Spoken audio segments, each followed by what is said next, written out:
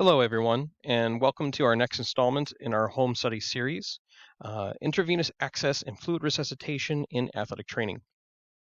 My name is Brian Kosan. I am the coordinator of continuing education here at Premier Sports Services.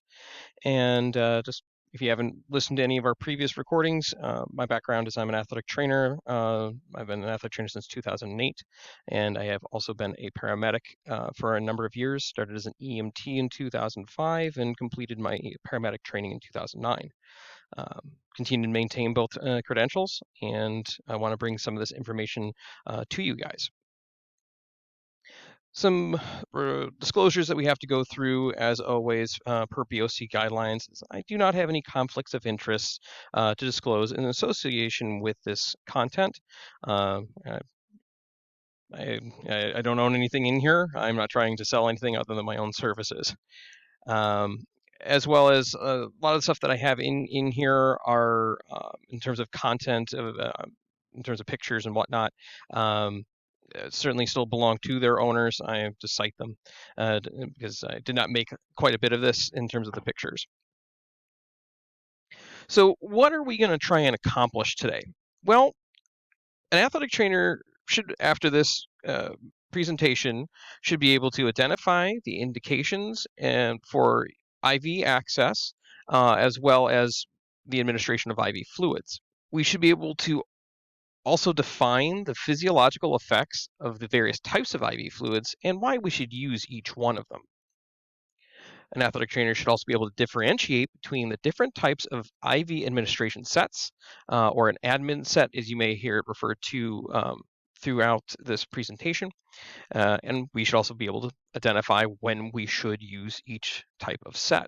Kind of a little bit longer section that's going to make up the kind of the more meat and potatoes of this presentation is we need to be able to define some steps for various procedures within IV access. So these include selecting and preparing an IV administration set, as well as selecting an appropriate IV catheter, or cannula, as you might also hear me use. The two terms are technically interchangeable, catheter and cannula. But we need to be able to select the right size for what we're trying to accomplish. We should be also able to define the steps for establishing and maintaining venous access by putting in an IV cannula. Establishing and maintaining a saline lock in terms of what are they, how do we use them, what are the benefits, ensuring that we have an appropriate delivery of either the fluids or medications that we're trying to administer to our patients, and we should also know how to discontinue an IV, and we have to know the steps of documentation. Documentation is a very, very important thing that we cannot minimize here in really anything that we do as athletic trainers, but specifically in this particular intervention. And one of the last things we're going to kind of accomplish today is we need to know the complications of IV access and what we can do about them if they occur. How can we kind of mitigate them? So you're probably sitting here going, why do I, as an athletic trainer, need to know anything about starting an IV or handling an IV? Well, it comes down to some very important changes that are coming through in athletic training. First and foremost, the new 2020 standards from Katie really kind of get into kind of specific standards that we have. The first standard that's relevant for us is Standard 70, which says that an athletic trainer needs to be able to manage and evaluate patients that are acutely ill that present some sort of life threat, as well as that athletic trainers need to be able to administer medications through all appropriate routes upon the order of a physician. Okay, so IVs are they still kind of fall within that category. Furthermore, IV access is the absolute cornerstone of really any advanced intervention in pre-hospital care. This comes from a number of different reasons. The biggest one is that when you do a medication via IV, it has a very rapid onset, which for all intents and purposes instant in terms of its onset of effect. The other thing is that because we're going through a vein and not going through the mouth, we aren't losing any of the medication to first pass metabolism, so we get the maximum amount of bioavailability for that medication by IV. Research has shown that pre-hospital IV access has the ability to reduce the odds of that patient's morbidity and mortality associated with that condition. The last kind of reason why it matters for us as athletic trainers is because it's specifically mentioned in 2 of our position statements. So it's the idea to say that, well, we don't really do IVs, we really can't do IVs, isn't entirely true. It's just something we haven't done yet. Now, to be fair, we do need to spend a little bit of time talking about athletic trainer scopes of practice. A lot of scopes of practice don't really say we can or can't do things. Now, some of them might. Now, you really should take the time to take a look at your state's Practice Act. And the things you need to know of whether you can or cannot do an IV is really if there is any specific provision for or prohibitions against evasive procedures. Okay, so unless it's clearly stated that you can or cannot do something, there is room for interpretation. Um, we also need to know our state's Practice Act's language on how we can handle and administer controlled or prescription substances. So the idea is that an IV or any fluid for that matter is a prescription, even though it's not a controlled substance like a narcotic. It still is a prescribed medication. It's not over the counter. So those are the 2 biggest barriers that athletic trainers could have to being able to do IVs. I know here where I practice in Illinois, there is no specific information. We can do anything that our physicians allow us to do. So biggest thing here is that we need to be able to take the time to look through our Practice Acts and work with our stakeholders. If you have never looked at your Practice Act before or not sure where to find it, the BOC has on its homepage a link, a map really, that has a link to every state's Practice Act. So you can go and find it really, really easily. As I mentioned, we need to be able to develop our plans of care, our emergency action plans, our treatment plans and protocols with our supervising physicians and other appropriate stakeholders. So if we're at a school, things like school administrators or athletic directors, school boards, if we're doing that, the overall powers that be to build these there is probably going to be some level of pushback because this is something that is new and different. But this is really no different in the changes that we saw in 2012, 2013, when we had the changes in the educational competencies and we added things like more advanced airway adjuncts, oxygen therapy, rectal thermometry. These are just another step forward in what athletic trainers can offer. So don't shy away from it just because it seems like it is an evasive procedure. Don't shy away from it from that. It's know that it is a tool that we can have in our arsenal, and then depending on where you're at, let's say particularly a rural environment, your intervention there can also once again be that difference for that patient to have that more positive outcome because they received that very important intervention sooner as opposed to much later when EMS finally arrives. Now, on the flip side, if you're in a metro area and EMS typically arrives within 5-8 minutes, once again, it becomes a bit of a debate as to whether or not you're going to do this, or you might do it for some cases, but not all. And once again, these are things that are going to be developed in conjunction with your supervising physician as you make your protocols. As the last little bit too, we always have to say you have to consider some level of legal counsel, especially if there is ambiguity in your state practice act. Being vague is sometimes helpful. I think that's how Illinois' Practice Act is written, so that way it doesn't have to be rewritten every couple of years when we add something or do something different, or as medical evidence changes. But at the same time, without specific wording, there are people who can make arguments that they should or should not do something. So legal counsel can be of a benefit. So now that we've kind of finished all that, let's kind of really talk about when are IVs indicated? When should we, if we have the ability to do them, when should we be thinking about it? Or if we can't do them, where we really go, this is a patient who's going to benefit from this, and I need to get EMS here sooner than later. So one of the first points is our acutely ill patients that can benefit from some sort of rapid correction. Okay, we think about patients with like altered mental status, for example. So it could be low blood sugars, or there any number of things that are going on that are doing that. IV access can be very helpful because there are medicines or other things we can do that'll quickly and impact this patient's, you know, physiologic state. Cardiac emergencies are another huge one. As a paramedic, most of what I carry in terms of drugs work on the heart. We make the joke that, and as a paramedic, all problems are heart related if they're within 6 feet of the heart until proven otherwise. Because the heart is one of those things that if it's going wrong, you're going to have problems. But there's a lot of things we can do from a medication standpoint. We can speed up the heart, we can slow down the heart, we can impact blood pressure. All these things are really kind of work on those the ABCs, is, and particularly the C part of our primary assessment and management. Patients that are having allergic reactions, these patients need medicine really, really, really bad. Okay, so the idea of having things like epinephrine instead of going through the muscle like we would use with an auto injector, we have even faster onset of that medication by IV. We do have to use a different form of epinephrine, but that's a little outside of the nature of this course. But also things like an antihistamine like Benadryl given by IV once again has a much faster effect and more complete effect than oral or intramuscular. Patients that have overdoses, once again, there's various medications that we can give that can either counteract the drug itself or the effect the drug is having. So these are definitely patients that we definitely need to think about in IV.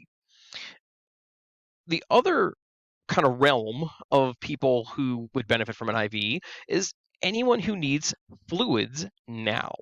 Okay, they've either lost so much fluid either because of blood loss or dehydration or whatever may be the case. If they need fluids now to stabilize their um, cardiac state and their cardiovascular state, um, these patients also would benefit from an IV. So the patients that are in shock and the various forms of shocks, particularly, like I said, those from hypovolemic, either because of blood loss or diarrhea or vomiting or a combination of those two, if their patient's particularly ill with something gastrointestinal. And then obviously trauma, like I said, from like a hemorrhage standpoint, be it because we've lacerated something like an artery, we have massive blunt force to something like the abdomen, and we're losing blood into an open space. Either way, if blood's not in the blood vessels and somewhere else, we start getting into problems of hyperperfusion, getting into shock. Okay, so now that we've talked about when we're going to start an IV, we now just need to start thinking about what kind of IV fluids we're going to use with our patients. Unless you're using a saline lock, which we'll talk about later, we need to always have this thought in our head of what we're going to use for our patients. And so to kind of start, there are kind of basically two families of IV fluids. We can really only use one of them, and we're going to talk about those first. And that first family of IV fluids are called crystalloids. And within crystalloids, there are kind of three types that get into the chemical composition of that fluid. Okay, so the first type of crystalloid is called an isotonic, and that maybe sounds familiar from your classes in biology and exercise physiology, things like that. So isotonic, as you might recall, there's a similar amount of solute in the solution as there is in the cell. Okay, and so the classic normal crystalloid that we encounter, or isotonic crystalloid, is normal saline, and that is 0.9% sodium chloride solution. Another very important isotonic crystalloid is lactated ringers. Lactated ringers is essentially normal saline with the additions of some lactate and a profile of electrolytes that is very similar to our plasma. This makes lactated ringers the ideal and preferred isotonic crystalloid because it better mimics our body's plasma, as well as the addition of the lactate makes it so that it actually helps buffer pH. So that is very helpful for a lot of our patients, particularly trauma, because we have some of these shifts in pH because of the state that the patient may be in. And not to be confusing, there's another one here that kind of takes on two characteristics, and that would be 5% dextrose in water, or D5W, is considered isotonic when it's outside of the body, but inside the body it behaves entirely differently. And I don't mean that to be confusing, but we'll explain that a little bit more in a moment. Another type of crystalloid is a hypotonic solution. And so once again, coming back to the idea of how solutions work, if something's hypotonic, it has less solute in the solution than there is in the cell. And so therefore, water wants to move into the cell, and that is actually very, very helpful when we're trying to do certain things. Okay, so one way that we can do this is with a IV solution called half saline, which is a 0.45% sodium chloride solution as opposed to our normal saline at 0.9. But 5% dextrose in water, or D5W, has this effect inside the body. So this is a reason why a lot of medications that are given by IV infusion tend to be in D5W, because it will help pull the medicine into the cell. That's a characteristic we like to exploit with that particular IV fluid. And the last type of crystalloid is a hypertonic. So there's more solute of something in the solution than there is in the cell. And this can make the cells shrink, okay? And that could be why we're doing it. Or in just the case of where our most common one that we might encounter as athletic trainers is 3% saline. In this case, I'm not trying to actually change the size of the cells. I'm just trying to replace things like the lost sodium in a patient who's, say, hyponatremic. The last family of IV fluids that we need to be aware of, but we're pretty much not going to be able to use, are colloids. So a colloid is an IV solution that contains proteins for the most part. So the most classic colloid that we could ever think of are blood products. So things like actual plasma, packed cells, whole blood, these are all colloids. There are also synthetic plasmas that have been created. This has been something that's kind of rose out of military medicine, uh, because we know that fluid resuscitation is very, very important for our patients, especially in traumas. But the problem is you can't keep tons and tons of whole blood around, because one, you need to make sure it's typed appropriately, and lifespan of blood, even in a freezer, is only about 120 days. So you can't keep it forever. You have to keep it refrigerated, so that takes a lot of resources. So the answer is, okay, well, if we have something like plasma and we make a synthetic version of it, we can keep it, stored indefinitely. We can just kind of reconstitute it as needed with some saline, and we're pretty good. Um, it's important to understand these differences of, our colloids are going to do better for us, our patients, in the long term, but they're harder to use and maintain and have their own things we need to think about. So that's why we don't use them in the pre-hospital setting for the most part. The downside to crystalloids, isotonic crystalloids, is, as we'll kind of talk about through this presentation, whatever I put in you isn't going to stay in you, because eventually it's going to shift out of the vascular space. The benefit of the protein, by say something like plasma, is it's going to go into the blood and it's going to stay in the blood. Okay, it's not going to shift out of the vascular space. All right. To just once again reiterate that point and kind of give you that little refresher back to freshman year biology. So remember the hypertonic. Okay, we got more solute outside of the cell than in it, so the water leaves the cell to try and balance out that concentration of solute. Isotonic, the solute is equal outside of the cell as well as inside the cell, so we have equal movement around the cell with water. In our hypotonic, we are once again have less solute outside of the cell, so water is going to move into the cell to try and once again balance that kind of concentration gradient, and that's going to make the cell plump up. All right, now that we've kind of thought about what we're going to use and the fact that we're going to be living and dying by the isotonic crystalloid, we need to think about its temperature. And crystalloids aren't like revenge. They are not best served cold. So right now, as you look at medical literature, there's only one indication for cold IV fluids, and that is targeted temperature management. So these are going to be used in the cases of return of spontaneous circulation in our cardiac arrest patients, but they don't return with full level of consciousness. Okay, they aren't able to follow commands. They're otherwise disoriented. They don't, they're still not quite with it upon conversion. Things like American Heart Association's ACLS guidelines are want us to shoot for a body core temperature of 32 to 36 degrees Celsius, which kind of turns into about 89.6 to 96.8 degrees Fahrenheit. And we want to do that for about 24 hours, at least 24 hours.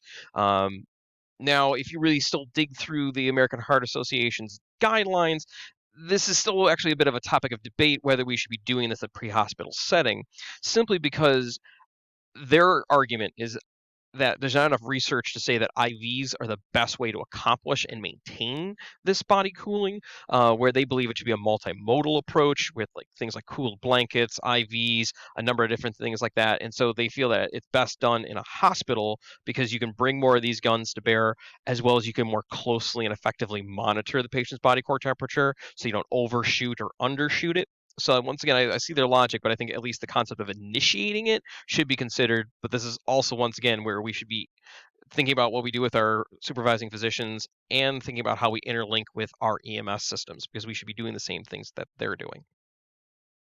Now, another point that some of you may recall with hearing things like targeted temperature management is things like spinal cord injuries, because that's something that got a lot of attention in the last couple of years, starting protective hypothermia to protect the spinal cord. The problem is I got to put a big set of asterisks on these. There is a lot of research that came out a couple years ago saying that this was a good thing. The problem is that if you go and look at recent things like systematic reviews, um, has actually shown that we haven't demonstrated this to be the best practice yet. All right. So the idea is the science is solid of yes, cold has a neuroprotective component to it. The problem is we haven't figured out what's the best temperature, what's the best protocol. We haven't figured out the best way to accomplish it. So that's why it's not best practice yet. We have to still figure some of that stuff out. And those are some of those systematic reviews that were done in the last couple of years. In trauma, on the flip side, we actually want it to be the exact opposite. We don't want it cold at all. We actually want to see the fluids warmed up to 39 degrees Celsius or 102 degrees Fahrenheit. And there's a couple of reasons for this, and this is coming out of things like pre-hospital trauma life support, which is considered one of the gold standards of trauma care. So first, these patients are at a risk for hypothermia already because they're being in shock. We have impacted metabolism, we have decreased fluids, so we've lost some of our heat sink that we can pull out of from the temperatures in our blood. But also, these patients are going to need probably prolonged amounts of fluid resuscitation. So if we keep them warm longer, we can stay ahead of the curve, if you will, and not have to be reactionary that they're starting to get too cold. So we want to keep them warm on the front end so we can kind of keep that stuff stable for them and maintain some level of homeostasis for them. Then lastly, as we are thinking about IV fluids, otherwise outside of trauma and targeted temperature management, we want that IV fluid to be body temperature. This is supported by nursing research. This is supported by research through anesthesiologists, that just overall patient comfort into staying ahead of hypothermia is important for patient comfort and patient outcomes. Okay, now that we have talked about our IV fluids, the next objective we really had was how do we pick an administration set? So IVs are dosed in a unit called drops per minute, or GTT is the abbreviation for drops. And our administration sets will dictate or have a pretty big impact on our delivery of fluids. Okay, so there's basically two types of administration sets that we will encounter. Okay, so the first of them is this one here on the left. It's called the macro drip. Okay, so it makes a very big drop, and they come in a couple varieties within them. You don't see many of them, some of the varieties, but I have to kind of talk about them for completeness. So there are 10, 15, and 20 drop sets. And so that means is that for each one of those in a 10 drop set, that means 10 drops makes 1 milliliter. There are some that are adjustable between 10, 15, and 20. I have personally never seen an adjustable set. I just know they exist. Pretty much in pre-hospital medicine in the US, you're going to encounter 10 drip macro sets. Because that's what you're going to encounter. We really want to use what our local EMS is using. You're generally going to be using this. And the math is just easier when we get into 10 drop sets when we're working through things. So that's one biggest one you're going to encounter. On the right side of the picture, and you can see that the stem is much, much smaller here than it is over here. Okay, so here it takes 60 drops to make 1 milliliter. Okay, so this type of administration set is great for pediatric patients and really anyone else that we really need to carefully control how much medicine or fluid this patient is getting. Those are the two most important populations that will encounter that. Okay, so regardless of which type of IV set we're going to use, okay, macro or micro drip, we need to think about overall flow rates we're going to encounter. So the first of these is to keep open, or sometimes abbreviated TKO, or another version of this is KVO, or keep vein open. So the idea here is we're trying to run about 30 milliliters through that IV each hour. The analogy I can give to you to think about this is think about when it's really cold out and you don't want your pipes to freeze. And so you put on your faucet and you let it run just very slightly just so the pipes don't freeze. This is the same logic. You run just enough through that line so that the line doesn't clot off on you so you can maintain your access. Okay, so that's a very common one we'll utilize. Another common one that we can utilize as athletic trainers is wide open. Okay, so there's no restriction on the line. It's Charlton Heston, just let my people go. Okay, and the idea here is that you're giving a very quick amount of fluid. We call it a bolus. All right, a big wad of fluid at once. And we can do this in 200 milliliter increments because we don't want to overshoot it, right? You don't want to think about it where another analogy, you got that hose sitting in a bucket, you turn it on and you come back to it, 10 minutes later, and oh no, I've overfilled my bucket, I've flooded my basement, right?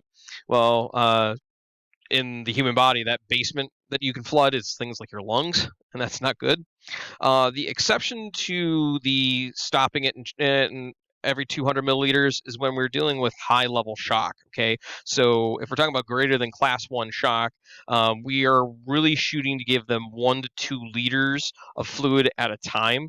You still want to check them every 200 milliliters because you don't want to accidentally go too far, or that patient otherwise doesn't give you that good response. We don't want to figure that out after the fact.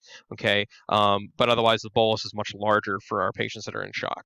Coming back to what we kind of talked about a little bit earlier when we were talking about our isotonic crystalloids, the drawback to them is that about 2/3 of what I'm going to give you, let's say, once again using that concept of I put a 1 liter bag into you or into the patient, 2/3 of it is going to be gone in a half hour to an hour. Okay, just because without any protein to keep it in, it's going to want to your body's going to want to balance the compartments between the vascular and the interstitial space. So eventually it's going to leave and it's not helping us anymore. Okay, so it's a temporary fluid to kind of keep them topped off, but the definitive treatment they're going to need is something like plasma or blood products. Okay, I can increase the speed of my bag because even with it wide open, gravity will only make the IV run so quickly. I can still speed up what is happening in that IV by squeezing it. Okay, I can actually physically squeeze the bag. You can use a big fancy pressure bag. Or you can do it kind of more MacGyver style and use a blood pressure cuff around the outside of the bag and pump it up, because that's essentially what a pressure bag is a fancy bag that's like a blood pressure cuff, and it squeezes the bag faster. These are things to be considered, but also used with caution. There's no set value of how much force is too much, but you don't want to run the risk of putting too much fluid in too quickly and then blowing out the vein that you're using. So consider squeezing a bag, but use it with caution, particularly in our patients that have frail veins. Okay, patients that have things like diabetes, patients that are older. We don't want to just flood them with fluid for a number of reasons, not the least of which, like I said, we don't want to blow out our vein that we're using. We titrate everything to effect. Okay, so like I said, we don't just go, I put in 2 liters of fluid, that's what I needed to do. No, everyone's going to be a little bit different. So we have some objective numbers we're shooting for. Those numbers being a systolic blood pressure of 80 to 90 millimeters of mercury. And another kind of important number that we have to think about in IVs is the mean arterial pressure, or MAP.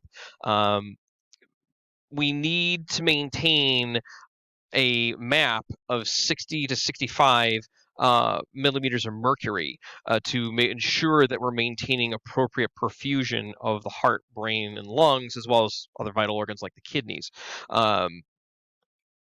We'll talk about how to figure out that here in just a moment, but the idea is we're shooting for certain numbers. Okay, so it's not just a systolic BP of 90. We're also trying to get that mean arterial pressure, so we're ensuring good perfusion. Once we hit those markers, we then start scaling back the IV to maintain that, because if we don't have to give them more fluid than we have to, we shouldn't do that. We should try and keep it within reason. We at the end of the day, like I said, we're trying to avoid that runaway IV, that flooding of the basement, as I referred to earlier. The other way that we could potentially end up having to give fluids is called a calculated drip rate. So this involves some drug math, and we'll talk about that here in a moment. So if our protocols are determined by our physician and says, I want you to give a liter of fluid over an hour, okay, well, then we need to figure out actually how much to give. So this is where we're specifically going for a number, as opposed to just enough to keep it running, or doesn't matter, just run as fast as you can. The problem with calculated drip rates is that if we're using a purely gravity dependent set, okay, depending on how that bag is positioned, where it's positioned, all this stuff like that, just because you set it to a rate doesn't mean it'll stay at that rate. So there's a fair amount of variability. So if you ever have to do a calculated drip rate, research has shown that an infusion pump is kind of a very important adjunct to have, because in that way it's going to deliver it at the rate it's supposed to every time. Okay, it'll set off an alarm if it is running too slow, and some sort of backup or whatever, and it can't run faster than what it's set. Okay, so it's one of those things that it really helps ensure that you're delivering what you want. The problem is that these are harder to come by. We're not all going to have one of these lying around. But they are trying to have more and more of them, even in ambulances, for that very reason of now we have an exact idea of how much we gave and when. This next video will show you the actual process of how to count for a drip rate. Slightly open roller clamp. Then, observing drip chamber, count the drops in 1 minute, or 15 seconds, and multiplied by 4. Adjust roller clamp to desired number of drops. Monitor flow rate frequently to maintain desired delivery. All right, so like I said, we got some drug math coming up here, so don't freak out. I'm going to walk you through it. So we talked about calculating an IV drip rate, and we looked at how to count it, okay? But now we need to actually do the math of, okay, how do I give something like a liter of fluid over a half hour or an hour or what have you? So the equation for calculating an IV drip rate is drops per minute equals the volume that you want to do in milliliters times the drop factor of the IV set you're using. So is it a 10 drop, 15, 20, or 60? All right.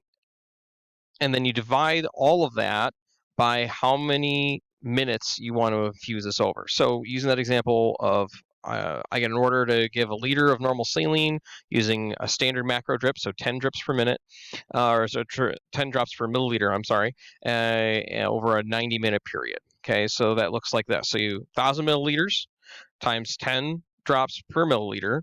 The milliliters cancel themselves out, and then we're dividing all of that by 90 minutes.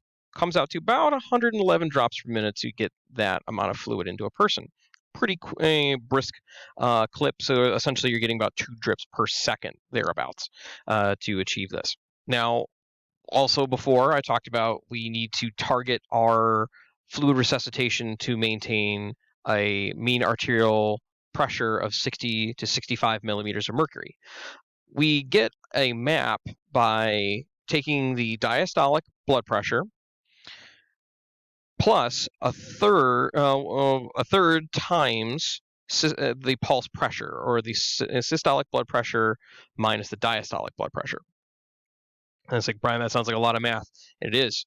But the good news is if you're using any sort of documentation software that takes blood pressures, or if you're using something like a automated blood pressure unit, it actually calculates the map for you. It's usually that number that seems to be sitting off to the side that it doesn't seem like it relates to a heart rate or a blood pressure.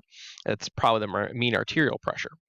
So an example for our classic textbook 120/80. So we would take 80 plus the difference of the two pressures and divide that by 3.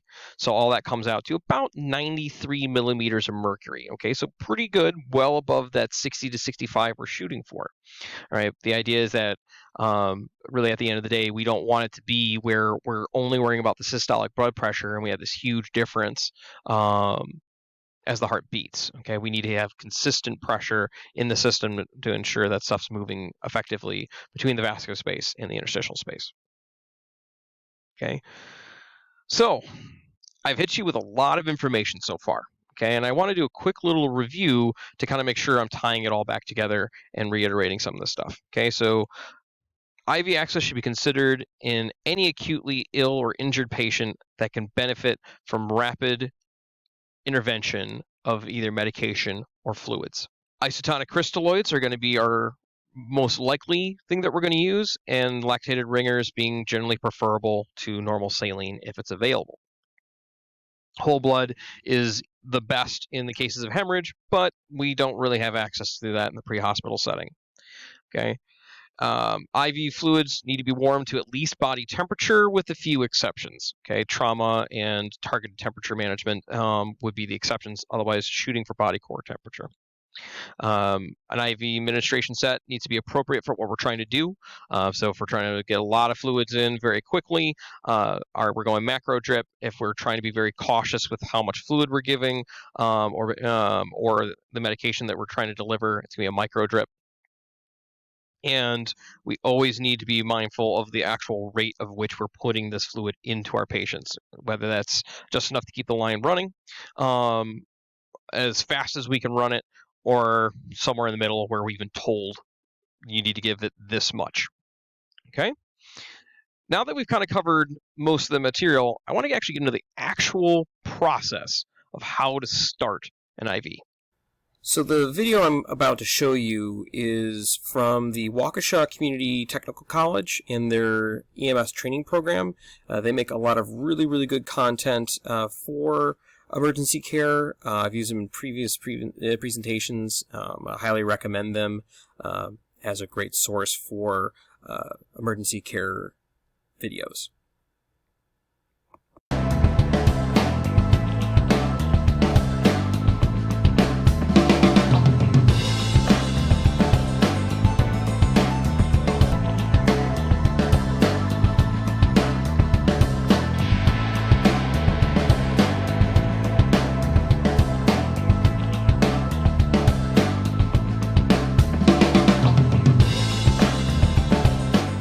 IV access to a patient provides us with one of the most direct routes for patient treatment. Fluid and medications can be immediately introduced into the body through the circulatory system when performed correctly, and it can be one of the safest, most effective methods. An important point to remember is making sure you prepare all the necessary equipment and supplies before you begin. Sharps container, tape, or another securing device for securing the IV, antiseptic swabs per your local protocol, gauze pads, site dressings, a latex-free tourniquet, appropriate size catheters, of course based on your patient's needs, and a Band-Aid. Your preparation in advance will help you achieve a safe and sterile intravenous catheterization.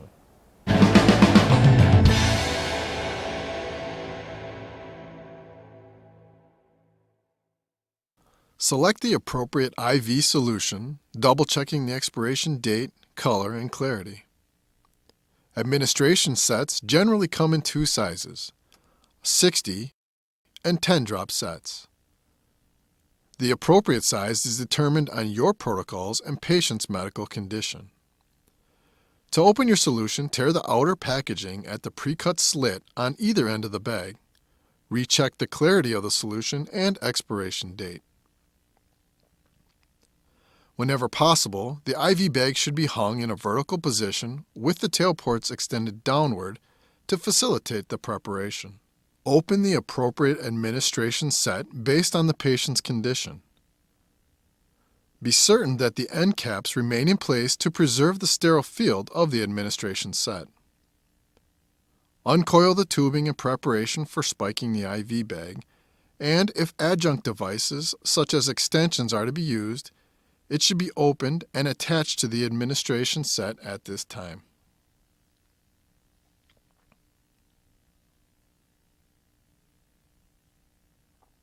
Move the flow control clamp to the closed position and place it in a convenient location.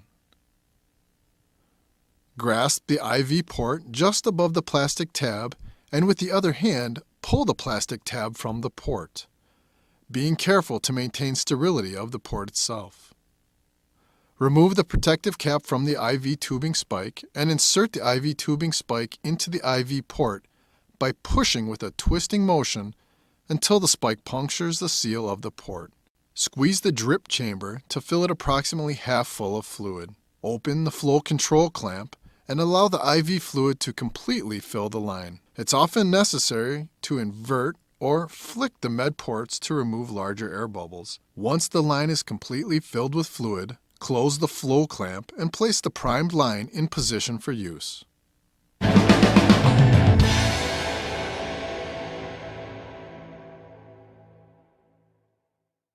A second method for spiking an IV bag consists of inverting the bag so the tail ports extend upward. Grasp the IV port just below the plastic tab and with the other hand pull the plastic tab from the port. Remove the protective cap from the IV tubing spike and insert the IV tubing spike into the IV port by pushing and twisting the spike until it punctures the seal of the port. Invert and hang the bag so it's in an upright position. Squeeze the drip chamber to fill it approximately half full of fluid.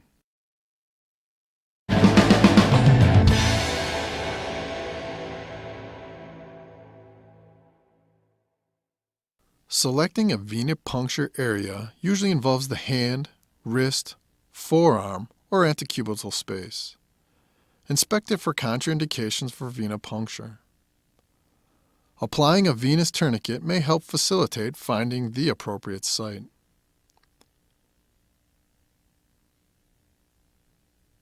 When selecting a vein for cannulation, it may help to reapply the venous tourniquet approximately 4 to 8 inches above the selected area.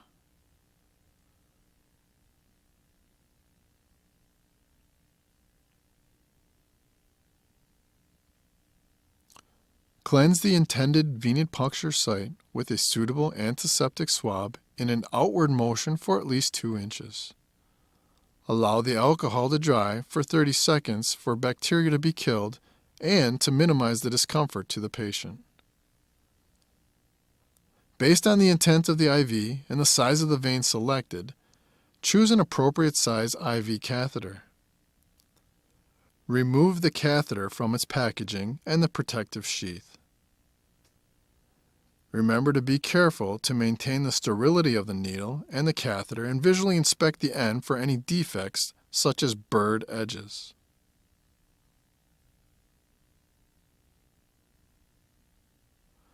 As an optional step, slightly twist the catheter to ensure the catheter moves freely on the needle. Grasp the patient's extremity near the area where the IV will be started using your non-dominant hand in order to stabilize the vein.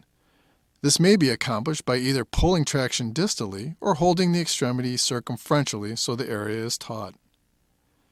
Ensure that the bevel of the needle is facing upward in relation to the patient's skin. While continuing to apply traction to the skin, quickly but carefully enter the skin with the needle. A pop may be felt as the needle enters the vein. In this alternate view, the flash chamber fills with blood when the needle enters the vein. Slowly advance the catheter along the needle until the hub meets the patient's skin.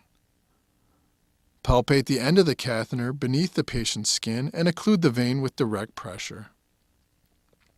Attach IV tubing to the catheter hub, making sure not to push the catheter further in or pull it out.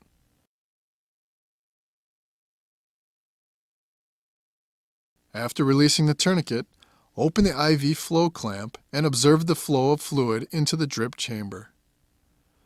With the IV running and before securing the IV in place, inspect the venipuncture site for signs of infiltration.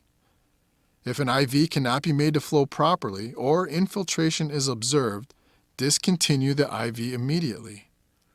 If the IV is observed to flow properly, using a gauze pad as necessary, wipe away any fluid or blood that may be present in order to dry the site sufficiently that tape will adhere.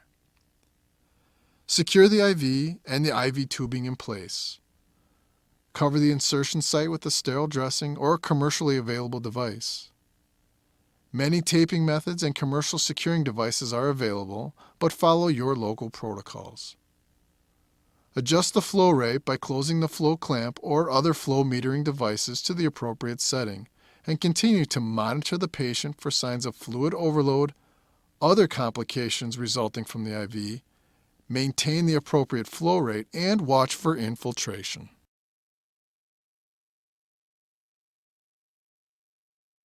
Some protocols may require you to initial and date the IV cannulation.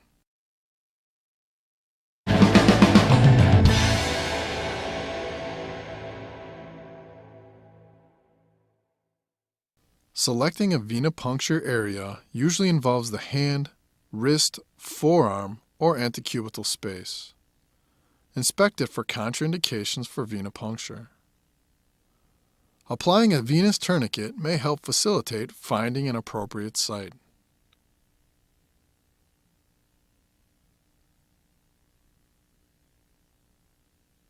When selecting a vein for cannulation, it may help to reapply the venous tourniquet approximately 4 to 8 inches above the selected area.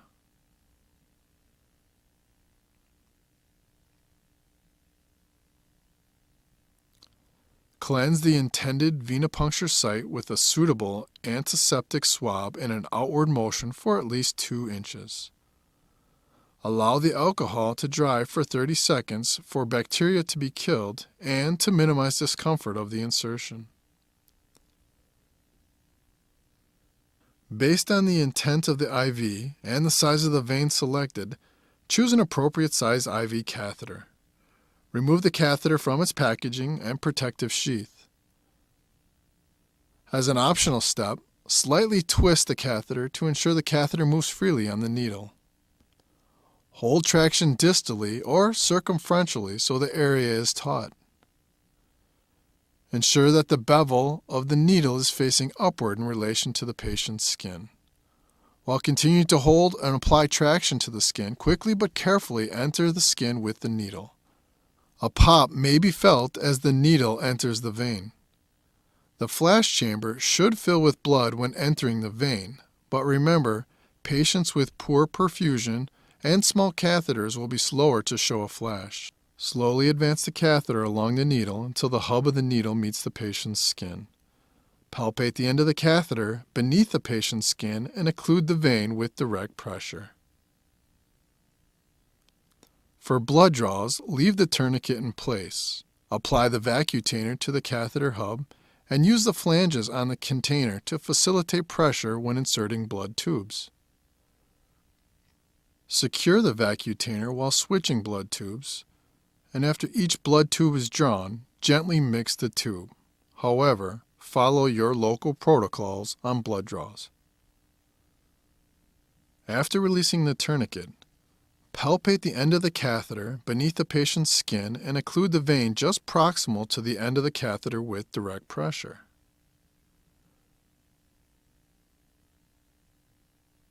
With your free hand, remove the protective cap from the end of the IV tubing and attach it to the catheter hub, making sure not to push the catheter further in or pull it out. Open the IV flow clamp and observe the flow of fluid into the drip chamber. If the IV does not flow, ensure the tourniquet has been released and carefully adjust the catheter while observing the drip chamber, since the tip may be occluded by a valve or the side of the vein. With the IV running, and before securing the IV catheter in place, inspect the venipuncture site for signs of infiltration. If the IV is observed to flow properly, wipe away any fluid or blood so that tape will adhere sufficiently. Secure the IV and the IV tubing in place. Cover the insertion site with a sterile dressing or commercially available device.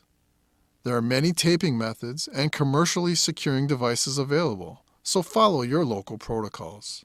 Adjust the flow rate to the appropriate setting and continue to monitor the patient for signs of fluid overload or other complications resulting from the IV.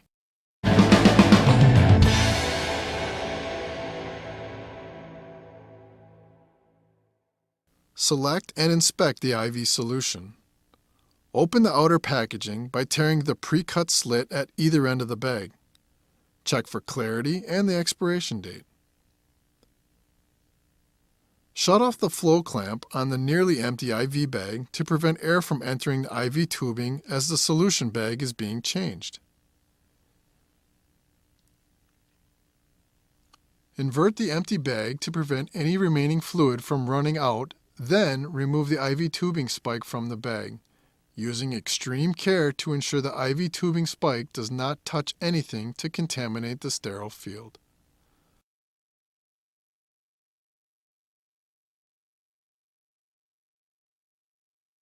Follow the methods previously described to puncture the new solution bag.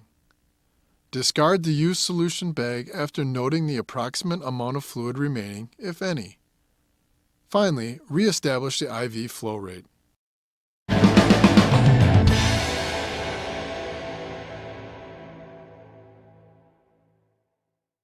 When discontinuing an IV, we should first close the flow clamp of the IV administration set.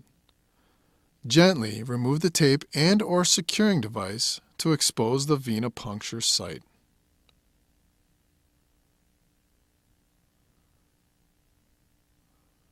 Cover the venipuncture site with a gauze square and apply gentle pressure as you remove the IV catheter. Inspect the catheter to ensure it's complete, noting any abnormalities. Affix an adhesive bandage that will continue to apply pressure until the bleeding has stopped. And as always, properly dispose of all materials and monitor the venipuncture site for further bleeding.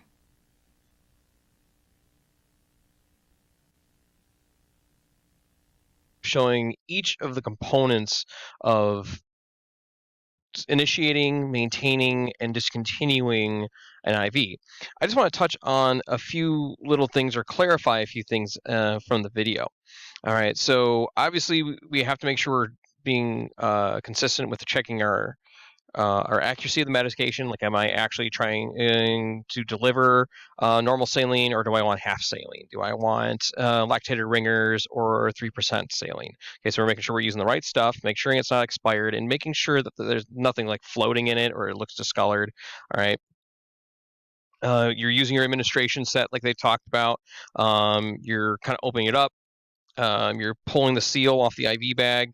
We're making sure that the IV the M.Ed set is closed because we don't want stuff running through the line just right away.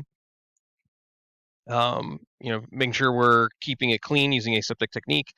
Twisting motions are absolutely necessary.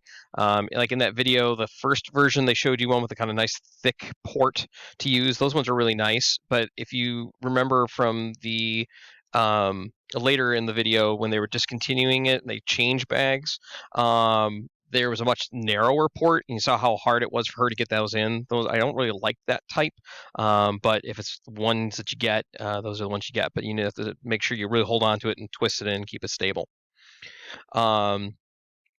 Squeezing that drip chamber to halfway full. Then we open up that control valve, let that line flush. Don't fixate on, oh my God, I got to get every drop of air out of this line. Okay. Things like movies have created this kind of myth that like if there's any air, you're going to create this, this patient's going to stroke out and die.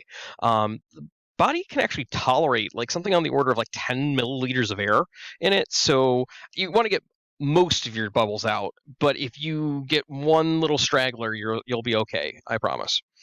And once you're good and all set up and ready, one thing they didn't quite show in their video is a lot of the flow control valves have a little like prong on them or set of prongs, and that's actually a place to clip in your IV end so you know where it's at instead of just kind of coiling it up on your hanger or wherever the bag's on, so that way you kind of know where that end is at.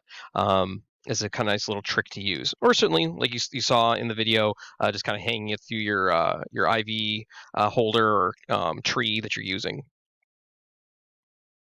Um, Another kind of good thing to keep in mind is that a spiked IV bag is good for about 24 hours. Okay, obviously you have to follow protocols based on where you're at, but it was something that we would do as a paramedic. That we're, my first thing in the day as I'm going preparing my ambulance is I would go and spike an IV bag and have it ready for the day.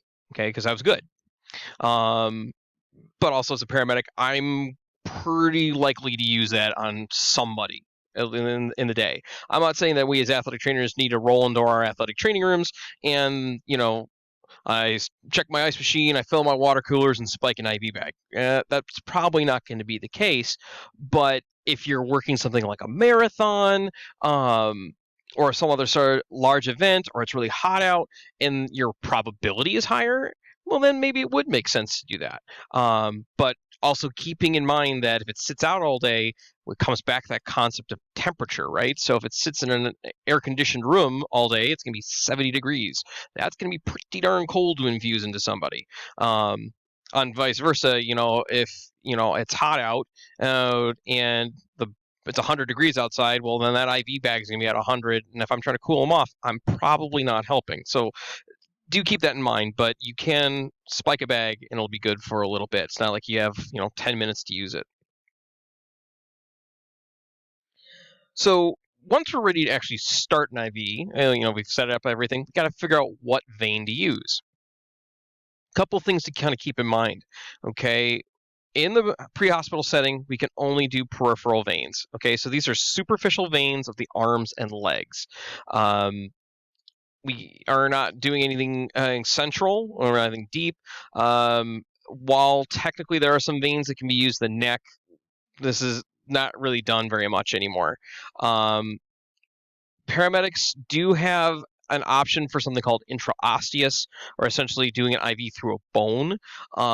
This has gotten a lot of traction in the last several years, especially coming out of military medicine, because bones are considered an incollapsible vein, but it really is an option of last resort.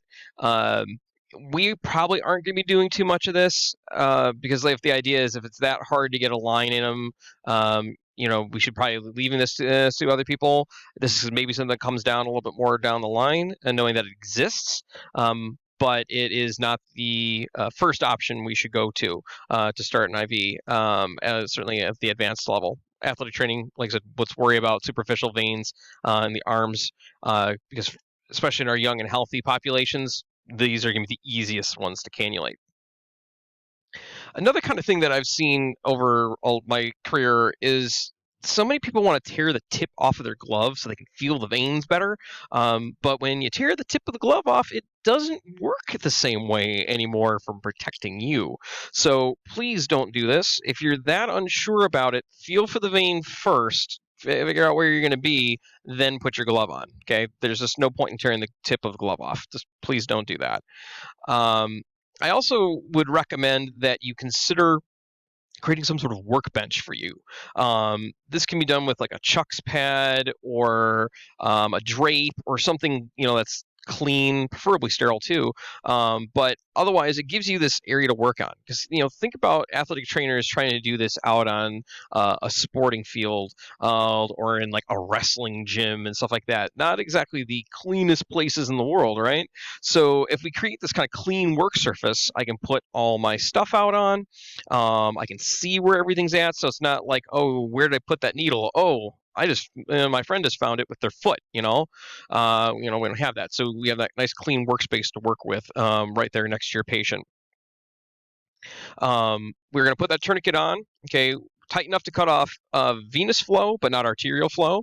The other thing too is I don't know if you caught it in the video, and I'm going to try and put a picture here in a moment of when you put a tourniquet on. You want to do it where you put a little loop in with your finger as you push kind of almost downward. It keeps it where it's tight, but then at the end you can just kind of lift and tug on the tourniquet and it pops loose. You don't have to go and manipulate the patient. You can do it one-handed and release that tourniquet. I'll kind of show a picture of that here at the end of the slide. Try to get that limb below the heart. Okay, let gravity help you. Let gravity plump those veins up for you. You want to start distal and then work proximal because for a number of reasons.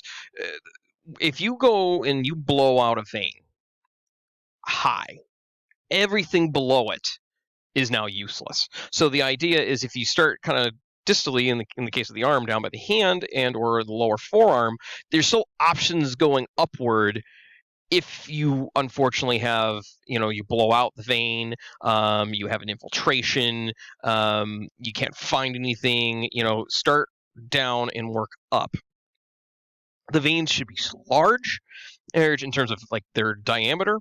They should be straight. And we want to try and avoid cannulating a vein that's near a joint crease or where a vein splits, or in this big fancy term is bifurcates. Okay, where a vein splits, if you go and try and cannulate there, that place where they split is notoriously weak, and you run the risk of them blowing out that vein, and then you don't have your access anymore. Our forearm is really kind of a great place to look versus the hand. The hand is good sometimes, but you get some of those really veiny patients that they can be there. But if you can't see them very well, or they're nice and big and kinky, that doesn't really help me very much. And this is, you don't want to try and start an IV and like have this as like a little switchback. You want a nice kind of straightaway. Forearms are great for this. They tend to be pretty big. They're pretty stable. We want to avoid joint creases. Because if you bend the joint, then you run the risk of kinking off the IV. And that also flies in the face of something else that we tend to see a lot. A lot of people want to start an IV right in that anacubital space. It's because there's a nice big vein there. But the problem from an IV standpoint is that if that arm doesn't stay straight, I can stop flow on my IVs. So forearms are really kind of our ideal place to check. When you feel a vein and you got the tourniquet on, you should be able to push on it. And it should be supple or springy, okay? It should kind of be bouncy almost. That tells us a good, solid vein. It shouldn't roll around on it as you push on it. And I shouldn't feel nodules, okay? Those nodules can be valves in the veins. If there's a lot of valves in there, one, there could be dysfunction and flow can be weird, but also I don't want that valve getting in the way of the catheter and being able to function, okay? I don't want to put my hose effectively into a little corner and now it can't work. Using our disinfectants, okay, we need to be using a aseptic technique, essentially it's a slowly expanding spiral of about 2 inches using whatever our system says we should be using, okay? If you're using alcohol, please let it dry. Actually, with any of these, but especially alcohol, let it dry first before doing it. One, that's actually how it kills stuff, and two, if you just go and put an IV right through that, you're going to pull that alcohol or whatever or disinfectant into the vein. It's going to burn, and your patient's not going to like you very much.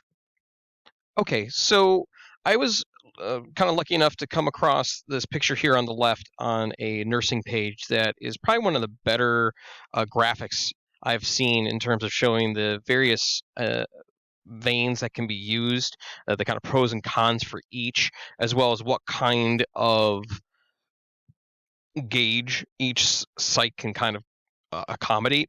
So if we kind of look starting with the hand, down here we have things like our cephalic vein that comes down here on the radial side. A lot of big, kind of nice stable ones there. Once again, trying to avoid being in the crease and being mindful of being around here that we do have the radial nerve here. So being careful with where we're kind of placing some of those, but it tolerates a fairly decent range of catheter sizes. Working up the arm, obviously we have things like our median vein, the basilic vein, which tends to be a nice big one that wraps around the medial aspect of the forearm. We still have the cephalic vein that comes through the top and kind of splits down. There's a little branch off the side here. This is the accessory cephalic vein.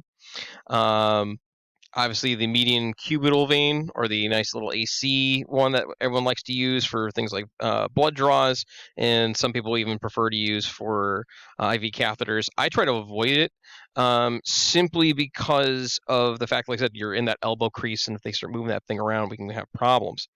And then really anything higher than the AC, we want to leave for the hospitals. For a couple of reasons. One, if we blow it, everything below it is useless, as I said, as well as they tend to be able to tolerate bigger gauges. And if these patients need really aggressive treatments, they need to have those veins that are big, they're stable, and close to the heart. On the flip side, though, if we come over here to the foot, we do have plenty of blood vessels that can be over the dorsum of the foot and even along the medial aspect of the lower leg using the greater saphenous vein. If you are having to cannulate using a leg, and granted, I personally have never done a lower leg one. I've tried it once, but it didn't end up working out the way I wanted to. You want to be above the medial malleolus. Okay, you should be up by about 2 inches or so. Kind of come up off that malleolus up into the space. Even though it tends to be nice and superficial right at the medial malleolus, there's not a lot to anchor it. So those suckers tend to roll a little bit. But it is an option. But really, for our patients and our patient populations, the forearm and the hand generally will offer us plenty of opportunities. We've picked a site now. We now need to figure out what catheter to use. So like I said, that picture showed us kind of the ranges of stuff that we can use, but we need to pick our catheter based on what we plan on doing. Okay, are we doing stuff like fluid resuscitation or pushing something thick? Or are we just needing something to have that space? Are they bigger? Are they smaller? And we'll kind of talk about that here in a bit. But the biggest thing we need to do is we need to make sure we're selecting the same style as our local EMS or hospital, because we want to have uniformity. Okay, we want to ensure that everything's going to fit together. Everyone's going to know how to use everyone else's stuff. There's no surprises of, wait, what's this? Or I don't. They use it this way. Well, that's not how my thing works, right? So catheters are measured in gauge. Okay, so it's abbreviated with a capital G. Okay, and counterintuitive, the larger the number, the smaller the catheter size, diameter. Okay, so something like a 22 gauge is on the smaller side as compared to something like a 14 gauge, which is a pretty big size IV catheter. They are color coded, and they are color coded for 2 reasons. One, so you can easily recognize it. I can look at something and go, okay, it's this color and it is this size. Okay, but also it's uniformity. So it's not once again, well, yellow means, we think about TheraBand, right? Okay, blue strength resistance bands aren't the same across manufacturers, right? So blue could mean medium in one and hard on another, right? So there's not, it's not created equal, but an IV catheter is, okay? Pink is 20 gauge, and a pink is always a 20 gauge no matter what, okay? Forever and always. Getting into, the physics of essentially cylinders, okay, and resistance, the longer a tube is, the more resistance it has. The narrower the tube, the more resistance there will be. Okay, so when we're trying to get stuff to move quickly and easily, I want a short, wide catheter, and so this is going to be things like our 14 to our 20 gauges. Okay, these are great for when we're trying to do fluid resuscitation, because we can move a lot of liquid really, really quickly. So our hypovolemias are most forms of shock. Also, if we're going to do something like administering IV glucose, so if we're using 50% dextrose or D50, this stuff is like molasses. It's thick. It's hard to push. You can go as low as a 20, but sure, it's easier in an 18. So that kind of idea. Because it's thick, it's viscous. Once again, we have less resistance if you use a bigger catheter. Narrower gauges, okay, for people who have small veins. Okay, so for our intents and purposes, a narrow gauge is something that's 22 to 26 in size. The groups that would benefit from these are things like our pediatric patients, our older patients, our geriatrics, patients that are particularly small framed. So you could have someone who's healthy, but they could be really, really small framed, just very petite. And those who are dehydrated are also going to be a little bit harder to cannulate. So we may have to use a slightly smaller size, at least initially, to get them hydrated to some extent, and then we can move up to a bigger gauge if necessary once we kind of get them topped off a little. The biggest takeaway for how big of a catheter do we use is, what are we trying to accomplish? What is the patient's anatomy, and what availability do we have? Okay, but we want to use the smallest gauge. So you're an adult, and I want to do fluid resuscitation, and I can fit, and the vein can take a 20 gauge. Well, then I'm going to use probably a 20 gauge, because we run the risk of using too big of a catheter. At a time, we can actually irritate the vein. So kind of smallest to get the job done, but also what you have available. So, yeah, sure, I'd love to use a 22 gauge, but I don't have a 22 gauge. All I got is a 20. All right, once again, use the smallest available. To kind of clarify that, and to kind of give some context to it. So I talked about colors. We have, starting at our top end, our biggest ones, that we have our 14 gauge, which is usually an orange hub. You can see it can move quite a bit of water per minute. And there, obviously, these indications are for trauma, surgery, and rapid blood transfusions. We're probably not going to be able to walk around with too many of these. I lived my life as a paramedic at 18 and 20 gauge needles. They're pretty versatile. They work out pretty well. They're relatively easy to use. I would then go down to about 22 gauges with my kids and some of my geriatrics, kind of about the smallest I ever really went in routine use. But we can go as low as a 26 gauge, and these are tiny little needles, and these are for our small patients, our pediatrics and our neonates. But just, once again, being aware that there is standardized colors, and these are presented here. But for all our intents and purposes, 18 to 20 gauge is going to be pretty standard, and what you should probably focus on having in your kits if that's what you're going to be utilizing, if you're going to be doing IV therapies. Okay, so the actual process of venipuncture, as we kind of saw in the video, it's pretty simple, pretty straightforward. And I think this is the part of IVs that scares athletic trainers, I think, the most, because this is the evasive part. This is the thing that we're not used to. But with any skill, once you kind of get exposed to it and practice it, it becomes less daunting. But there's a few little caveats that I kind of wanted to touch on or explain beyond the video. Okay, so that gentle traction on the vein needs to be a few inches below the site, and it really should be with our non-dominant hand. Okay, and the idea is we're just trying to anchor that vein so there's some tension in it so it doesn't run away from you. Now, I'm not saying we need to yank super hard on this because we don't want to flatten the vein out too much. We don't want to create shear in it. But the idea is we just want to have kind of control. But we want to be a few inches away from our site, because if we're too close, now I'm running into my thumb as I'm trying to get the needle there. So I'm trying to, exist in two places at once. Depending on what source you look at, the angle you approach at is anywhere between about 15 and 30 degrees. If you have this kind of young, healthy, skinny patient, you got that nice, good superficial vein, you don't want to come in at a deep angle because you run the risk of just running right through the vein. I know I did that initially when I started out. They came in a little too steep of an angle and I'd run right through it. One of the tricks I had learned once I was in paramedic school was actually holding the needle almost like a little pen and coming in at this really shallow angle. But that's only if you have a skinny patient. If you have a patient who has a little bit more body fat to them, you may have to use a slightly deeper angle to kind of penetrate that adipose layer before you can find the vein. But once again, it's kind of a relatively quick process. We're not, once again, jabbing them, but this shouldn't take 20 minutes to do. In a perfect world, you actually feel this very telltale pop once you enter the vein, and as you do that, you'll see the blood flash, as we refer to it, or appear in the chamber or in the tubing or whatever else that you're particularly using on your patient.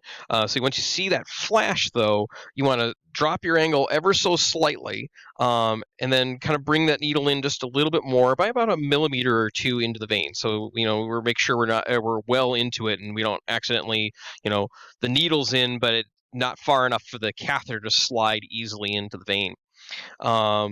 Sliding that catheter in while keeping that needle stationary, and once as we're kind of doing that, we need to put our thumb at the end of the catheter. And once again, if they're a nice skinny patient, you'll feel this nice and easily. It feels like a little straw there in the vein. You want to put your thumb over that, squeeze it as you continue to remove the needle, because we don't want blood to come flying out of this as we take the needle out, and we need to retract the needle with like a button if it isn't a self-sheathing variant, like one that's like as we're pulling the handle, it's pulling the needle anyway. We would attach our saline lock or our admin set at this time if we're using something like that, or we would set up our blood draw equipment if we are doing blood draws, and I'll talk about that here in a moment. We aren't going to try and run our line yet because we need to release our tourniquet first before we start trying to run any fluids, because if the tourniquet's still on, you're not going to be able to run the line, okay? So you'd release your tourniquet and start trying to get and verify that your line is patent, like I said, unless you're doing a blood draw, because then otherwise we'd add a step here. I want to talk really quickly about saline locks. We've mentioned these a whole bunch of times. These are things I think athletic trainers should use routinely for a couple of reasons. So a saline lock is either a really simple cap that basically looks something like this here, or a short length of tubing plus a cap, like we have in this picture, that creates this kind of zone of control that's not connecting your IV directly to the catheter. And trust me, I did that plenty as a paramedic for years, but I like having the idea of using a saline lock because, for one thing, I don't have to keep running fluid to keep the line stable. Like I said, at the very least, I need to run at least 30 milliliters through that line every hour. And for some of these patients, that may not be the best idea. If I don't have to give them extra fluid, I shouldn't really give them extra fluid. Where here, the idea is that this length of tubing creates a buffer where I can keep some liquid that, once again, keeps it where I can maintain my access to the vein by using a little bit of saline to clear out any clots without having to constantly run fluid. It also gives us the benefit, too, of keeping an IV site viable for about 72 hours. So I get my access, I put in that portal, that access point, so that I can give medicine if I had to, but I don't have to give fluids. So I give myself that option if I need it, but I don't have to use it. It also gives us the idea that there's a little extra tubing, so a little less thing if something gets tugged on, that's going to get pulled on first, then the catheter. The actual process for establishing a saline lock is you put the thing on to the catheter, like we had talked about previously. You put on a pre-filled syringe of saline, push about 5 to 10 milliliters of saline in, and this flushes out the line, but it ultimately puts this fluid in that locks blood out of the line because there's this little wad of blood there, or of liquid saline there. You should, in best practice, and as you're pushing that very last little bit of fluid, the last half milliliter to full milliliter, you should be clamping the line as you're pushing that one, because that once again helps maintain a positive pressure in the line, which helps keep blood out. When we talked about when initiating an IV, doing the venipuncture, we may consider doing something like a blood draw. This is a matter of pretty heated debate, even in the paramedical community, because there's we really are trying to get our head around whether we should be trying to do this or we shouldn't be doing this. The logic for including in its use, okay, we've already got the access, right? So I have access to this blood, why not take it? Because if I get the blood early on, I can get a really good snapshot of what that patient's physiological state is very early on. So that creates better numbers for comparison later because I have more data points. If we have the blood and we send it with them to the hospital, they're hopefully won't have to get stuck as many times because we've already taken it that one time we already put a needle in them. And every time you stick someone with a needle, there's an associated risk of things like infection and irritation and any number of other complications. So every time we don't have to stick them, well, it's a minimized risk. The idea that there's decreased amount of time that they may have to spend in the emergency room, because if they already have that blood, that can go straight to the lab as soon as that patient shows up, and it's not like, okay, the person rolls in and, oh, they need a blood lab, and I'm going to stick them, and I'm going to draw the blood, and I'm going to walk it over to the lab, and it's going to get taken care of, and we're adding 10, 15, 20 minutes to a process where if it's already there, boom, it goes straight to the lab, and we can shave some of that time off. So those are some of the pros that we have to doing pre-hospital blood draws, but there are arguments against it as well that are equally valid. Okay, especially in our context of when we might be encountering these patients, too much time might be passing from the time we collect the sample to when it actually gets processed. Okay, we think about those rural athletic trainers perhaps where, we can get the blood labs and do all the stuff and start an IV, but then it's not going to get to the hospital for 20, 30, 45 minutes. Then at that point, is that blood even usable? And is that value or data that's going to give me relevant? Sometimes, depending on what kind of samples you're drawing or stuff like that, or could need to be drawn, they may need to be put on ice. And while sure, we as athletic trainers probably have access to plenty of ice, it's still cumbersome to have to go and put it on ice and move it with that and not have it melt and spill everywhere and do all that. It may not be super easy or conducive for maintaining the integrity of the sample. And the last one that kind of refutes the idea of decreased venipuncture is because, this patient might need to have so many blood draws, or other times where we need to keep checking the physiology of the patient, that we're only saving them one stick out of 10 sticks. Okay, so then at that point, because they're going to need so many more, are they really getting a benefit by only saving them 1 out of 10? Where maybe, okay, they only need that one blood lab or maybe a second blood lab. Okay, saving them one, okay, now that's a 50% reduction, right? As opposed to if it's only a 10% or less, okay, what are we really saving them? Okay, so just knowing that this is the kind of the debate that's going on. If you are in a system that does want you to do pre-hospital blood draws, there's just some things to keep in mind. Things to keep in mind is there's actually an order that has to be done. So if you're doing this, you get your venipuncture, you're going to occlude the site with your thumb. So once again, we're not losing blood out that catheter. Okay. And then we're going to connect either a hub or a catheter, like a vacutainer hub, to the catheter, and we will draw our blood in a particular order. Now, you'll see that this picture here is kind of redacted per BOC guidelines. We can't have brand names on here, so because we're not endorsing any one particular manufacturer, but there are various types and there's various acronyms and mnemonics for remembering the order of these. But the idea is the rule of why there's an order is because there are certain tubes have certain additives to them, and you don't want to contaminate other tubes with those additives. Okay, because some of them will impact things like making sure the blood doesn't clot, or it ensures that the stuff separates into different layers. You should, once again, if you're having to do this, know the order of and the number of vials that need to be done, and know that they need to be mixed in the appropriate way. So usually a mixture is you just kind of take it and you invert it slowly each way. So one tip and up is an inversion, and each one of these has a recommendation for how many times you invert it.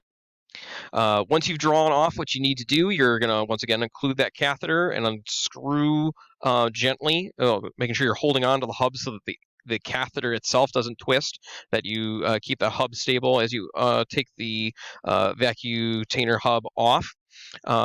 And then you still connect your saline lock, your administration set based on what you're doing. You release your tourniquet and start running your line or push your saline to make sure that you have a patent IV site, and then secure it as indicated by protocol. As I said, you should be inverting your vials based on the number of times it's indicated by protocol, because you want to get those things to mix effectively with their additives. Okay, and you need to make sure you're labeling any vials based on your system's protocol. Okay, whether that's name and date of birth or what have you, you make sure you're labeling the stuff so that way samples don't get mixed up. Okay, so once we get that line started and we ensure that it's patent, it's flowing okay, we're not blowing out anything, it's all, everything's running okay, we need to start securing it, and that starts with using a transparent occlusive dressing. This allows us to see our site. It seals it out from the air, as well as from debris and stuff like that. And then we should make a small loop with either the saline lock that we have, because usually if it comes with a tubing extension, this makes for a nice little loop for stability. Or we want to take about 6 inches of the tubing and make a loop, a little kind of U-shaped loop, and then tape those down. This allows for, if the tubing gets pulled on, that loop is going to come up hopefully before the actual IV, and just kind of keeps everything nice and stable. Taping it in place, we want to do it in routine and consistent distances, and then surely be done by protocol, and leaving something like a medication port kind of close and easily accessible. We need to routinely check the IV to make sure it's still being patent and that the drip rate is still where we want it. Okay, we don't want any runaway IVs. We don't want to have it where the thing gets blocked off and we're not working anymore. So kind of keeping our eyes on that. And then we have to document. Okay, so big things we need to document for here with an IV is obviously the site. Okay, so I put it into the right antecubital vein I use an 18 gauge with a macro drip set to keep open with normal saline, and it was initiated at 1600 hours, and we should ultimately then also be documenting how much fluid we actually ended up infusing, especially at the time of handoff. So, at the time of patient transfer at 1615, 250 milliliters of normal saline had been infused. We also need to document this fluid like we should document all of our drugs, and I'm going to explain that here in just a moment before we move on. And if it's indicated by protocol, we need to label the IV site and or tubing. Once again, kind of going and saying that this IV was placed here. Like I said, we know that viability, especially with something like a saline lock, it's good for 72 hours. Well, if there's nothing kind of staying with that patient, when do that 72 hours start, right? Where if it's labeled, okay, this patient's got a day left on the site, okay, it just allows that continuity of care. Kind of points to kind of consider too when switching an IV bag. You really need to make sure that flow control is turned off. Okay, we don't want to have that fluid still infusing and bringing air into the line while we're switching out the bags.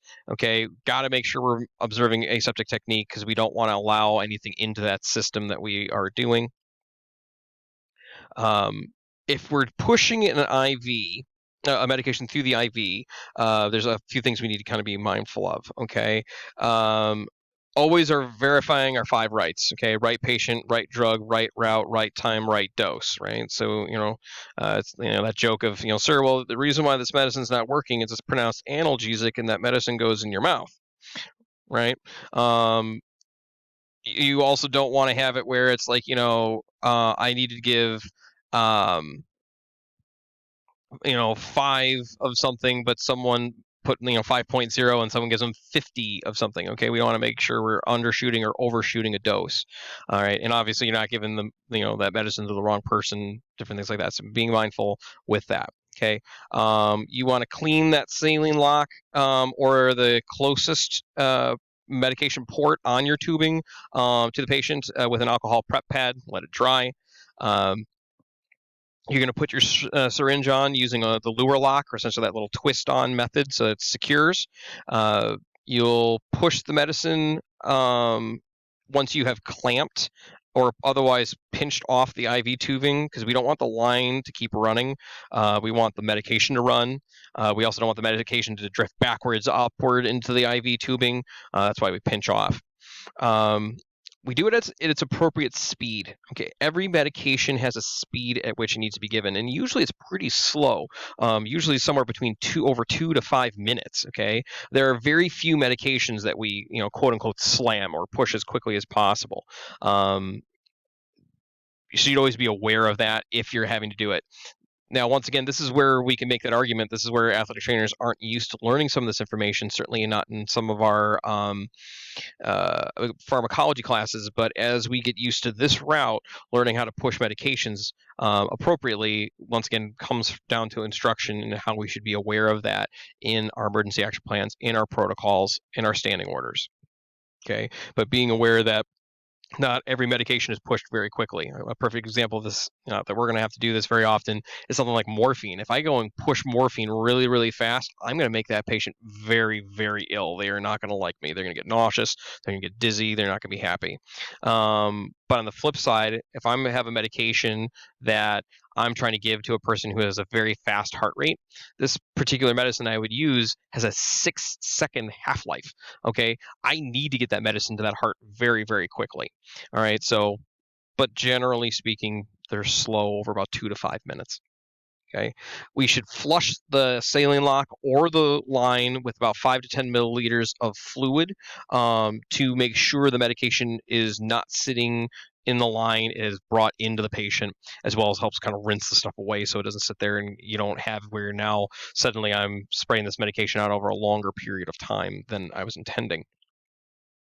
Okay, and we document the patient's response to the treatment, as well as some other information here. And this kind of ties into what I talked about before, where we have to document fluids like a drug. Okay, anytime we document a drug, we need several things: its concentration and its dosage. Okay, so the concentration of it is, talking about epinephrine, for example, I pushed 1 to 10,000 concentration, or it's 5 milligrams per milliliter, okay, or whatever that drug's concentration is.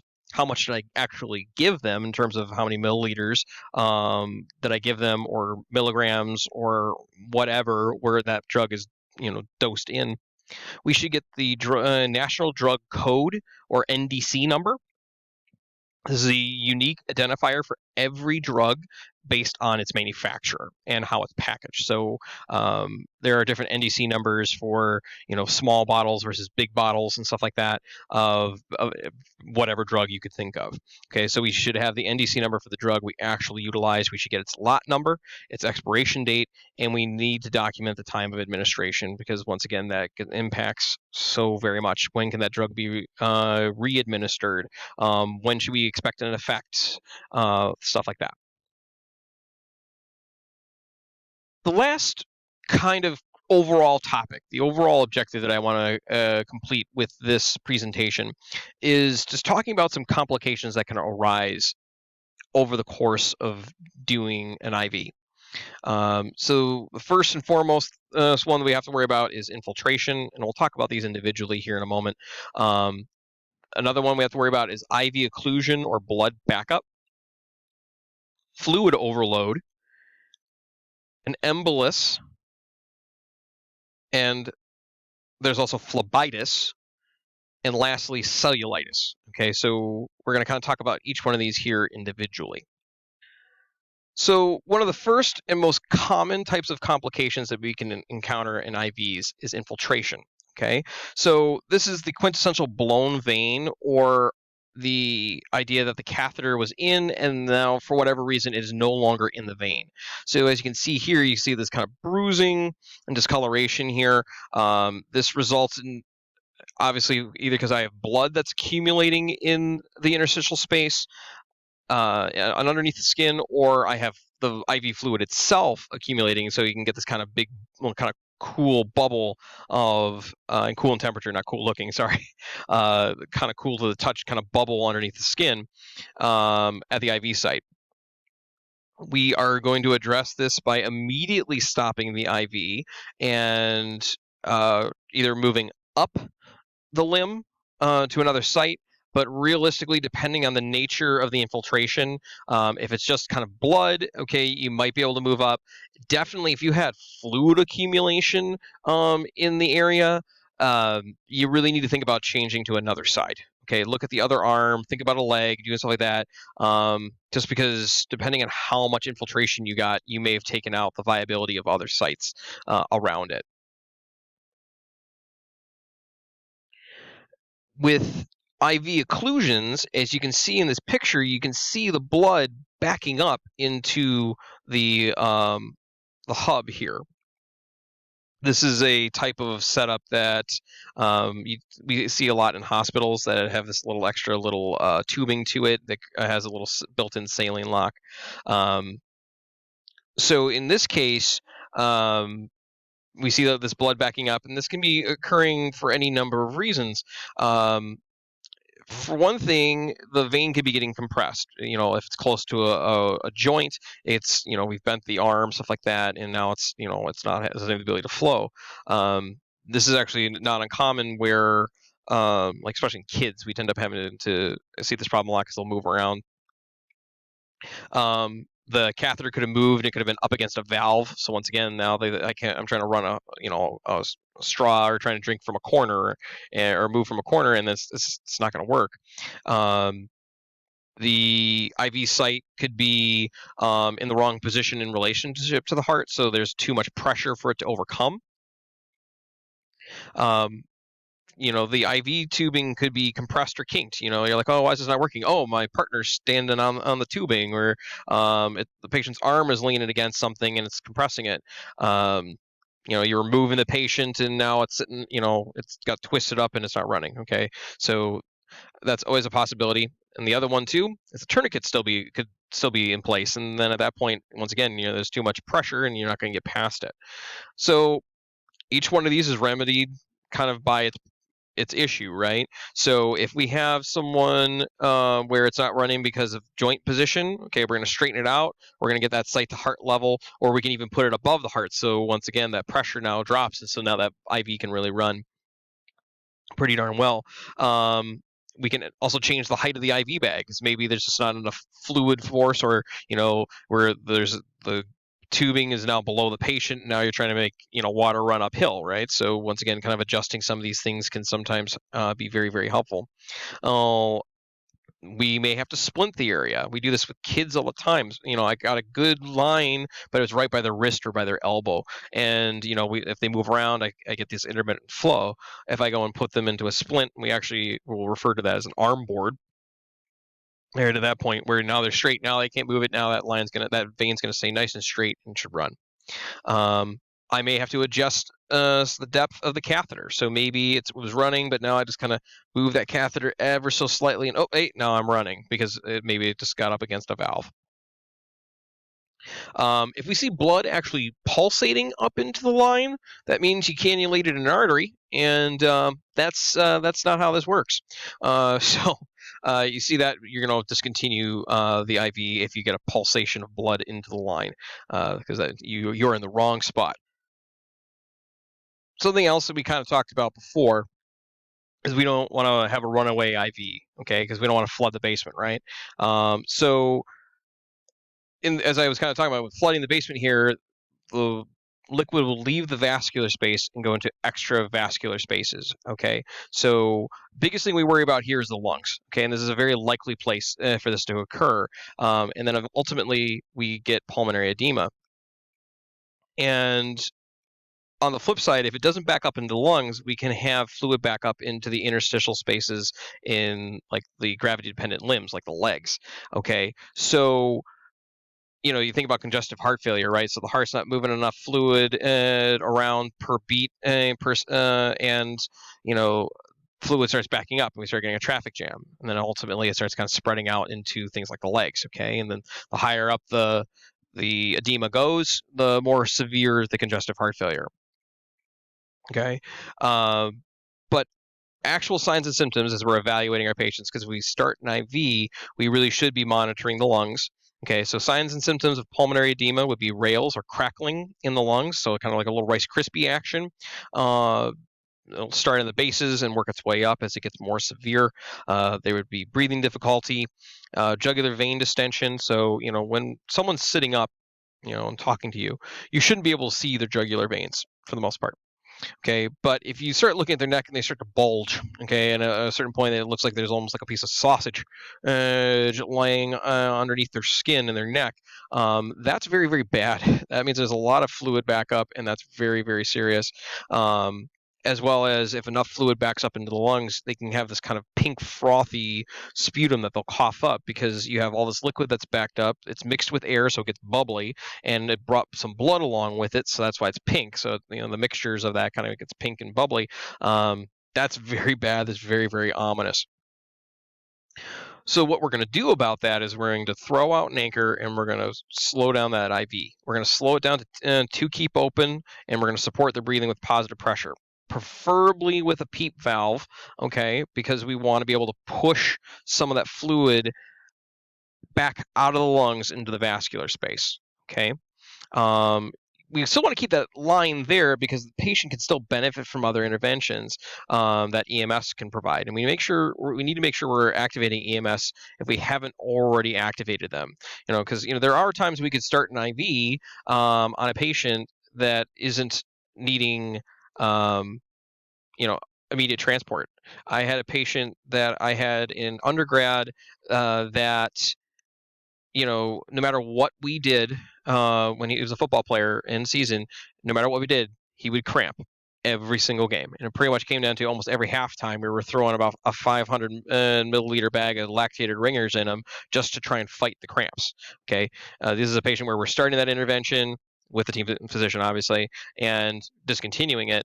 Okay. No EMS is involved, but if we haven't activated EMS for this patient already by our protocol, we would if we were finding fluid overload, because they can benefit from something like a CPAP machine as well as diuretics, because then that can signal the kidneys to pull some fluid out of the vascular space, and then that would create a gradient that would bring that liquid hopefully out of the lungs back into the blood vessels. Another complication that we can run up against is an embolus. So this occurs when something like a air bubble, a piece of plastic from your catheter or from your tubing, or even just a blood clot that was forming or had been forming elsewhere, comes loose, starts moving around, and then ultimately gets lodged somewhere in a blood vessel. Okay, obviously this is particularly bad if this occurs in the brain, heart, or lungs, or even the kidneys. So if we have an IV, whether it's with a saline lock, with an admin set, whatever, okay, and there's a sudden onset of chest pain or discomfort, breathing difficulty, or changes in mental status or neurologic function, okay, like they almost act like they're having a stroke, after initiating an IV, this is a huge red flag, okay? We need to slow our IV rate. If it's not already at a two keep open availability, we need to make it a two keep open. We need to support the patient's ABCs, and once again activating EMS if not already done so for this patient. At this point, the embolus has already occurred. Okay, there's not anything we can really do a whole lot about it. And depending on what it is, it may respond to something like clot busters. It may need to have a surgery to go and pull the thing out if it's like a piece of plastic or whatever. Okay, so once again, we don't want to discontinue the IV because this patient could still benefit from venous access, but we once again need to be very mindful and make sure nothing else further occurs. With phlebitis, that is the actual inflammation of the vein itself. Okay, and this is much more likely to happen if we are dealing with a catheter that is too big. If you think about the idea of putting what you're truly doing, you're putting a little straw inside a tube, right? And if you put too big of a straw in there, it can sit and rub up against the wall of the vein itself, and that's going to precipitate things like phlebitis.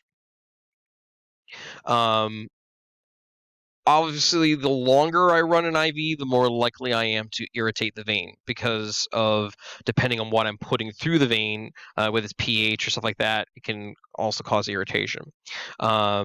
There are stages that grade the severity of phlebitis. For our intents and purposes, we don't need to know what these stages are. We just need to know that they exist, and we just need to be watching for this. It's kind of telltale inflammation of the vein itself, as you can see through here. We'd obviously discontinue the IV and refer this patient for physician evaluation, because we need to make sure there's not a big problems with the vein, or they maybe need medications or other stuff like that. Let the physicians figure this one out. Kind of the last complication that I want to touch on is cellulitis or infection of the IV site. This occurs because of either we didn't clean the site well enough to begin with, we allowed something into the system in either our process of administering a medication, switching a bag, what have you, or especially if you don't use something like the occlusive dressing over a site, maybe something gets into the site inadvertently. We're not really going to see this in the pre-hospital setting. Okay, infections take time to develop, and these are going to occur, well afterwards. But once again, just being mindful of these things is that can occur. Anybody where we suspect inflammation or infection of the site definitely needs to go to a physician for the most appropriate treatment, whether it's corticosteroids, whether it's antibiotics, or unfortunately, in a worst case scenario, even more aggressive stuff like irrigations and debereavements and things like that of damaged tissue. Obviously, let physicians handle that. Whew, we're done. Okay, I hit you with a lot of information. Definitely, if you need to go back and look at different parts of this presentation, please go back and do so. Trying to go by block, breaking this all down. But I kind of want to summarize everything to kind of close out. Okay.